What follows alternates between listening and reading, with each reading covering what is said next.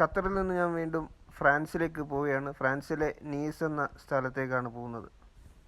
ഞാനിപ്പോൾ ഉള്ളത് Doha international എയർപോർട്ടിലാണ്. എയർപോർട്ടിൻ്റെ ഉള്ളിൽ ഒരുപാട് കാഴ്ചകളുണ്ട്.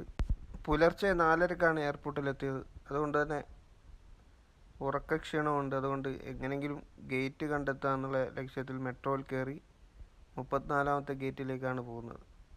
അപ്പോൾ മെട്രോ ഇറങ്ങി 34ാമത്തെ ഗേറ്റ് കടന്ന് ഫ്ലൈറ്റ് നോക്കിയിരുന്നു.